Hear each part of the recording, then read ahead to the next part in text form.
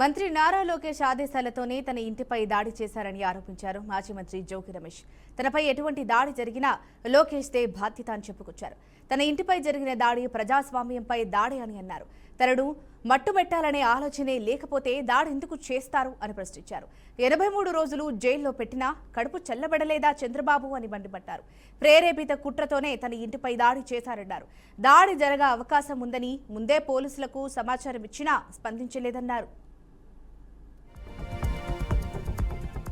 అతని కుమారుడు కనుసన్నల్లో ఒక బడుగు బలహీన వర్గాలకు సంబంధించిన జోగి రమేష్ మీద దాడి చేయాలని చెప్పేసి మీరు పథక రచన చేశారంటే ఇంతకన్నా దుర్మార్గం ఇంకోటి ఉందని చెప్పేసి మీడియా మిత్రుల ద్వారా చంద్రబాబు నాయుడు గారిని, చంద్రబాబు నాయుడు కొడుకు లోకేష్ని అడుగుతా ఉన్నా. ఒక ఫేక్ కేసులో 83 రోజులు నన్ను, నా తమ్ముడిని అకారణంగా, అన్యాయంగా ఒక ఫేక్ కేసులో అరెస్టు చేసి హింసించి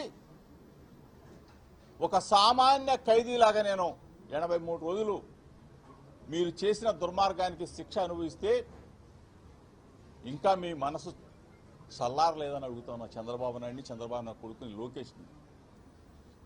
మిమ్మల్ని ప్రాధేయపడి వేడుకున్నా, నేను ఎక్కడికైనా వస్తాను, అవసరం అనుకుంటే మీ దగ్గరకైనా వస్తాను, జోగి రమేష్ తప్పు చేస్తే ఏ శిక్షకైనా నేను సిద్ధంగా ఉన్నానని చెప్పేసి పదే అడిగితే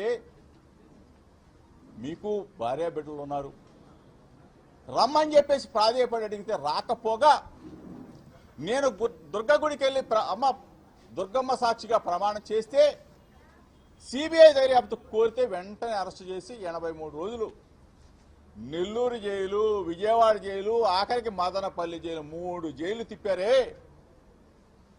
ఇంకా మీకు రాక్షసానందం తీరలేదా చంద్రబాబు నాయుడు గారు, లోకేష్ అని అడుగుతామని. అంటే ఏం తప్పు చేశానని చెప్పేసి మీరు అంటే బలహీన వర్గాల పక్షాన నేను మాట్లాడటం తప్ప, వైఎస్ఆర్ కాంగ్రెస్ పార్టీ జెండా పట్టుకోవడం తప్ప, ప్రజాస్వామ్యంలో మీరు చేసే అరాచకాలని, ప్రభుత్వం చేసే ప్రజా వ్యతిరేక విధానాలని నా గొంతుక వినిపించడం తప్ప, అది చేస్తే నన్ను, నా కుటుంబాన్ని జైల్లో పెడతారా?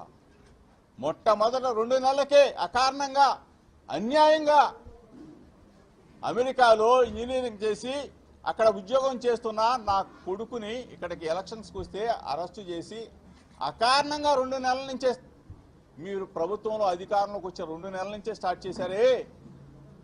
అంటే మేము రాజకీయాల్లో ఉండకూడదా? మేము మాట్లాడకూడదా? ఇది రాజరిక వ్యవస్థ అని అడుగుతా ఉన్నా. ఎక్కడికి వెళ్ళిపోతా ఉంది? 83 రోజులు మీరు నన్ను నిర్బంధించి చాలక, జైలు జీవితం అనుభవించింది చాలక, నేను నిన్నగాక మొన్న ఏం మాట్లాడా? మీడియా మిత్రులందరూ కూడా నేను మాట్లాడిన వీడియో క్లిప్పింగ్స్ అందరూ కూడా ప్లే చేయండి.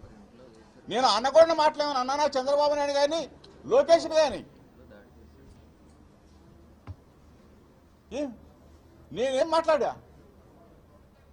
కల్తీ లడ్డు కేంద్ర దర్యాప్తు సంస్థలన్నీ కూడా, కేంద్రంలో ఉన్న ల్యాబ్స్ అన్నీ కూడా, కేంద్ర ఆధ్వర్యంలో జరుగుతున్న ల్యాబ్స్ అన్నీ కూడా సర్టిఫై చేసి అందులో ఏమీ లేదని చెప్పేసి సిబిఐ రిపోర్టు క్లీన్ చిట్గా ఇచ్చిందని చెప్పేసి మీరు కల్తీ అని చెప్పేసి మిమ్మల్ని మేము అడిగితే, లోకేష్కి బుర్ర పోయింది, పాడైపోయి అంటే చిప్పు పోయిందని కూడా అనకూడదా? చిప్పు దొబ్బిందని అనకూడదా?